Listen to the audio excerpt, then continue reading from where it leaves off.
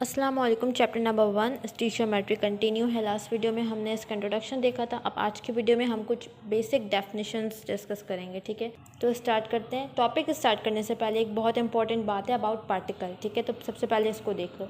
Particle का word इस chapter में जहाँ भी आएगा उसका क्या मतलब है?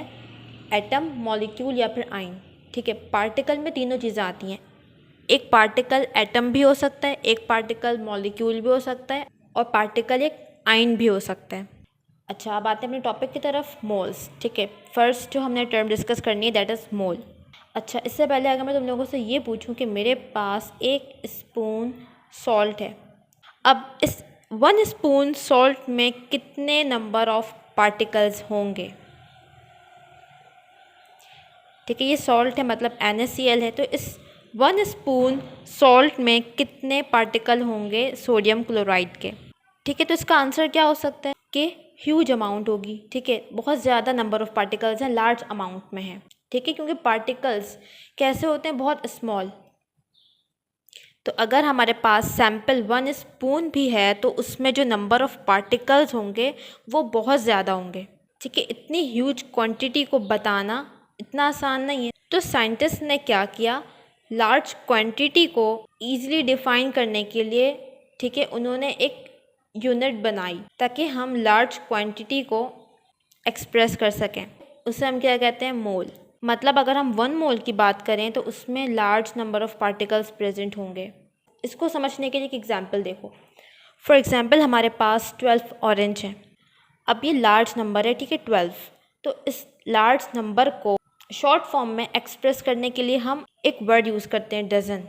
तो 1 डजन का मतलब क्या होता है? 12 नंबर्स। जैसे 1 डजन में 12 ऑरेंज आएंगे, 1 डजन में 12 बनाना आएगा। ठीक है, तो 12 एक लार्ज नंबर है। ठीक है, हमने उसको सिंप्लीफाई करके क्या कह दिया? डजन। ठीक है, लार्ज क्वांटिटी को हमने सिंप्लीफाई कर दिया। ठीक है, 1 डजन में एक लार्ज नंबर छुपा हुआ है। तो इसी तरह से यहाँ पर जो नंबर ऑफ पार्टिकल्स हैं वो क्या है? ज़्यादा। ठीक है, लार्ज क्वांटिटी है ना, तो साइंटिस्ट ने उस लार्ज क्वांटिटी को सिंप्लीफाई करके क्या कह दिया? मोल्स। यहाँ पे हमने कहा डजन, यहाँ पे उन्होंने क्या कह दिया? नंबर ऑफ पार्टिकल्स के लिए मोल्स। अब 1 डजन में जिस तरह से 12 ऑरेंज आ रहे हैं, इसी तरह से 1 मोल में कितने पार्टिकल्स आएंगे? तो 1 मोल्स में 6.02 एक्सपोनेंट 23 पार्टिकल्स आएंगे। ठीक है, ये कितना ह्यूज नंबर है, मतलब पॉइंट के बाद 23 डिजिट्स हैं। ठीक है, तो ये बहुत ह्यूज नंबर है। ठीक है, मोल एक यूनिट है, इसके ज़रिए हम अमाउंट ऑफ सब्सटेंस को मेजर करते हैं। अभी हम मोल की प्रॉपर डेफिनेशन आगे देखेंगे। ठीक है, अभी इसका थोड़ा सा बैकग्राउंड ले लो, थोड़ा सा आइडिया तुम लोगों को हो जाए। 1 मोल की जब भी बात होगी इट मीन 6.02 एक्सपोनेंट 23 पार्टिकल्स वहाँ मौजूद हैं। ठीक है, अब अगर हम बात करें कार्बन के बारे में, 1 मोल ऑफ कार्बन है हमारे पास। ठीक है, अब इस 1 मोल में कितने नंबर ऑफ पार्टिकल्स होंगे? अगेन वही होगा 6.02 एक्सपोनेंट 23। ठीक है, 1 मोल किसी भी सब्सटेंस का होगा, पार्टिकल्स उसमें कितने होंगे? 6.02। कार्बन हो, मैग्नीशियम हो, ऑक्सीजन हो, सोडियम हो, सल्फर हो, कुछ भी हो, वाटर हो, कार्बन डाइऑक्साइड हो, कुछ भी हो, 1 मोल जब भी बात होगी पार्टिकल्स कितने होंगे? 6.02 एक्सपोनेंट 23।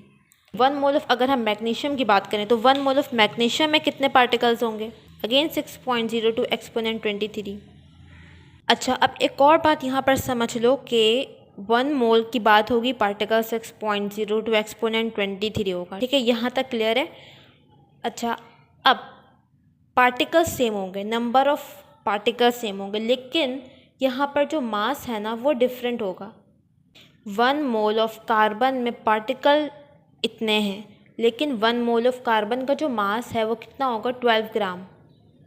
ठीक है, 1 मोल अगर हम कार्बन की बात करें, 1 मोल कार्बन, तो इसका मास कितना होगा? 12 ग्राम। 12 ग्राम कहाँ से आया? कार्बन का एटॉमिक मास क्या है? 12 है ना। तो जब हम इस 12 को ग्राम की फॉर्म में लिखेंगे तो ये 1 मोल ऑफ कार्बन का मास बन जाएगा। अब इसी तरह से अगर हम 1 मोल सोडियम लें, पार्टिकल्स कितने होंगे? 6.02 एक्सपोनेंट 23। अच्छा, अब इसका मास कितना होगा? तो मास हम कैसे लिखते हैं? Atomic mass in grams. Sodium का एटॉमिक मास क्या है? 23 है इन ग्राम्स, तो ये 1 मोल का मास हो गया। अच्छा, अब मैग्नीशियम की अगर हम बात करें, 1 मोल मैग्नीशियम है, इसमें नंबर ऑफ़ पार्टिकल्स कितने हैं, 6.02 एक्सपोनेंट 23। ठीक है, ये तो अंडरस्टूड है। अच्छा, अब इसका मास क्या होगा, तो मास हम कैसे लिखते हैं, एटॉमिक मास इन ग्राम्स। अब मैग्नीशियम का एटॉमिक मास 24 होता है, तो 24 ग्राम। ठीक है, ये बात समझ में आ गई कि 1 मोल का मास हम कैसे लिखते हैं, उसी का एटॉमिक मास लिख दो इन ग्राम्स। अब एक मॉलिक्यूल की बात करते हैं। ठीक है, अभी तक हमने एटम्स को देखा। 1 मोल वाटर ले लेते हैं। ठीक है, H2O 1 मोल वाटर है, इसमें कितने पार्टिकल्स होंगे, नंबर ऑफ़ पार्टिकल्स कितना होगा। 1 मोल है तो नंबर ऑफ़ पार्टिकल कितना होगा, 6.02 एक्सपोनेंट 23। ये मॉलिक्यूल है ना वाटर, तो यहाँ पर हम नंबर ऑफ़ मॉलिक्यूल्स भी कह सकते हैं। ठीक है, पार्टिकल में तीनों आते हैं, हमारे पास क्या दिया हुआ है, एक मॉलिक्यूल, तो हम नंबर ऑफ़ मॉलिक्यूल्स भी कह सकते हैं। ठीक है, अच्छा, अब अगर 1 मोल ऑफ वाटर का मास लिखें तो मास कितना होगा। अब ये मॉलिक्यूल है तो इसका मॉलिक्यूलर मास इन ग्राम्स 18 होता है वाटर का मॉलिक्यूलर मास, मतलब 18 ग्राम। यहाँ तक कोई भी कन्फ्यूजन है तो कमेंट सेक्शन में पूछ सकते हो। ठीक है, एक और एग्जांपल ले लेते हैं। ठीक है, हम बात कर रहे हैं कार्बन डाइऑक्साइड की। 1 मोल कार्बन डाइऑक्साइड हमारे पास, नंबर ऑफ मॉलिक्यूल कितने होंगे, अगेन 6.2 एक्सपोनेंट 23। कार्बन डाइऑक्साइड के 1 मोल का मास क्या होगा, 1 मोल ऑफ कार्बन डाइऑक्साइड का मास क्या होगा, तो इसका मॉलिक्यूलर मास लिख दो इन ग्राम। कार्बन डाइऑक्साइड का मॉलिक्यूलर मास होता है 44, तो 1 मोल ऑफ कार्बन डाइऑक्साइड का मास क्या होगा, 44 ग्राम्स। ठीक है, अच्छा, अब मोल की हम प्रॉपर डेफिनेशन देख रहे हैं। ठीक है, मोल क्या है, ग्राम एटॉमिक मास। ठीक है, मॉलिक्यूलर मास या फिर फॉर्मूला मास, इस पर हम बात करेंगे अभी। Express in grams, express in grams which contain 6.02 exponent 23 particles. इसमें क्या कहा जा रहा है कि जब किसी सब्सटेंस का एटॉमिक मास, मॉलिक्यूलर मास या फिर फॉर्मूला मास, उसको हम ग्राम में लिखते हैं और उसमें 6.02 एक्सपोनेंट 23 पार्टिकल्स हों, तो उसे हम क्या कहते हैं, मोल। जो बातें अभी हमने यहाँ पर डिस्कस की। ठीक है, अच्छा, अब जो मैं पॉइंट बता रही हूँ ये बहुत इंपॉर्टेंट है। ठीक है, अक्सर बच्चों को इसमें प्रॉब्लम होती है, वो है आयनिक कंपाउंड्स के बारे में। ठीक है, आयनिक कंपाउंड्स हम ले लेते हैं, NaCl से शुरू करते हैं। ठीक है, सिंपलेस्ट एग्जांपल है NaCl। अच्छा, अब आयनिक कंपाउंड्स के लिए हम फॉर्मूला यूनिट का वर्ड यूज़ करते हैं। फॉर्मूला यूनिट समझ लो कि इस तरह से क्रिस्टल समझ लो, मतलब अगर ये एक NaCl का क्रिस्टल है तो ये एक फॉर्मूला यूनिट है। ठीक है, तो 1 मोल NaCl में कितने फॉर्मूला यूनिट होंगे NaCl के, तो इसका आंसर क्या होगा, 6.02 एक्सपोनेंट 23। 1 मोल NaCl में इतने फॉर्मूला यूनिट होंगे किसके, NaCl के। ये बात बहुत इंपॉर्टेंट है, पूरे NaCl की हम बात कर रहे हैं, इसके फॉर्मूला यूनिट की तो 6.02 होंगे। बट अगर बात ये की जाए कि 1 मोल ऑफ NaCl में, ठीक है, सोडियम आइंस कितने होंगे और क्लोराइड आइंस कितने होंगे, तो सोडियम आइंस कितने होंगे, ये भी 6.02 एक्सपोनेंट 23 होंगे, और क्लोराइड आइंस कितने होंगे, 6.02 एक्सपोनेंट 23। ठीक है, अब कुछ लोगों को यहाँ पर समझ नहीं आई होगी ये वाली बात। ठीक है, तो इसको देखो, देखो ये एक NaCl का मॉलिक्यूल है, इसमें क्या है, Na भी है और Cl भी है, ये एक फॉर्मूला यूनिट है। एक फॉर्मूला यूनिट में एक Na है और 1 Cl है। अच्छा, अब अगर ये 4 फॉर्मूला यूनिट्स हैं NaCl के, ऐसे ही 4 हैं, 4 फॉर्मूला यूनिट्स हैं, तो उसमें Na कितना होगा, 4 सोडियम के एटम्स होंगे। ठीक है, और उस 4 फॉर्मूला यूनिट में ही 4 क्लोराइड के एटम्स होंगे।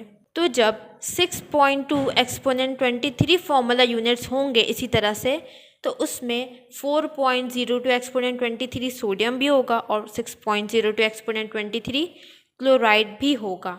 इसको इस तरह से इक्वेशन के ज़रिए भी समझ सकते हो कि एक NaCl है, ये जब आयोनाइज होगा तो ये एक सोडियम में ब्रेक होगा और एक क्लोराइड आयन में ब्रेक होगा। तो एक सोडियम क्लोराइड से एक सोडियम बन रहा है, एक क्लोराइड बन रहा है, तो 6.02 एक्सपोनेंट 23 सोडियम क्लोराइड से 6.02 एक्सपोनेंट 23 सोडियम और उतने ही क्लोराइड बनेंगे। तो ये बात समझ लो। अब दूसरी एग्जाम्पल ले रहे हैं जो कि बुक में दी हुई है, MgCl2 magnesium chloride. Magnesium chloride को अगर हम आयोनाइज करें तो ये एक मैग्नीशियम आयन बनाएगा और कितने क्लोराइड हैं, 2, तो ये 2 क्लोराइड आइंस में ब्रेक होगा। देखो अगर ये एक MgCl2 है ना, तो इसमें ये एक Mg है और इस तरह से ये 2 क्लोराइड्स हैं। तो जब ये ब्रेक होगा तो एक ये Mg में ब्रेक होगा और 2 क्लोराइड आइंस में। अच्छा, अब अगर मैग्नीशियम क्लोराइड के हमारे पास 4 फार्मूला यूनिट्स हैं, तो उससे मैग्नीशियम कितना बनेगा? 4 बनेगा। और क्लोराइड कितना बनेगा? तो देखो क्लोराइड डबल बन रहा है ना, 1 से 2 बन रहा है, तो 4 से कितना बनेगा? 8। ठीक है, मतलब मल्टीप्लाई बाय 2 है, 8 क्लोराइड आइंस बनेंगे। यहाँ तक क्लियर है? अच्छा, अब अगर ये बात की जाए कि मैग्नीशियम क्लोराइड हमारे पास 6.02 एक्सपोनेंट 23 है, तो इससे मैग्नीशियम कितना बनेगा?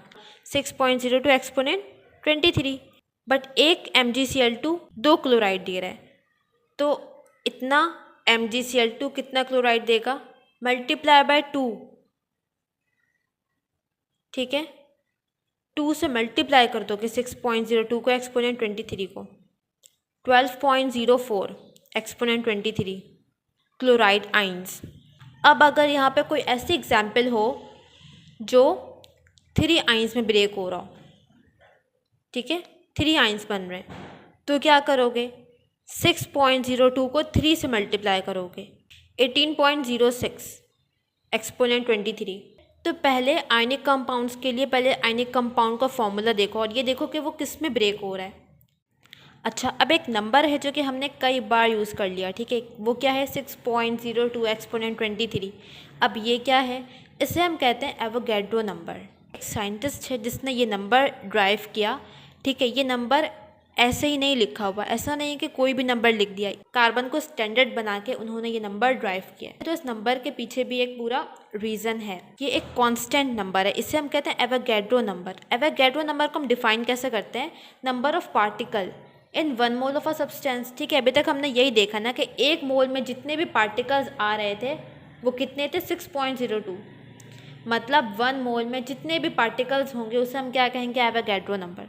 एवोगैड्रो नंबर को हम डिनोट करते हैं Na से, ठीक है, N कैपिटल और ये इस तरह से सबस्क्रिप्ट में A लिखना है, कैपिटल Na। इसकी वैल्यू क्या है? 6.02 एक्सपोनेंट 23। अच्छा, अब नेक्स्ट टर्म है मोलर मास। ठीक है, मोलर मास क्या है? Mass of 1 mole of any substance. किसी भी सब्सटेंस के 1 मोल का मास, उसे हम क्या कहेंगे? Molar mass. जैसे अभी हमने कार्बन की एग्जाम्पल ली थी, 1 मोल कार्बन का मास कितना था? 12 ग्राम। तो ये 12 ग्राम क्या होगा? मोलर मास, कार्बन का मोलर मास। मोलर मास की यूनिट होती है ग्राम पर मोल। ग्राम पर मोल। मोलर मास हम कैसे निकालते हैं? एटॉमिक मास या फिर मॉलिक्यूलर मास को ग्राम में लिख दो। वही बात जो अभी हमने यहाँ पर की थी, किसी भी एटम का एटॉमिक मास या मॉलिक्यूल का मॉलिक्यूलर मास उसको ग्राम में लिख दो, वो क्या बन जाएगा? उसका मोलर मास।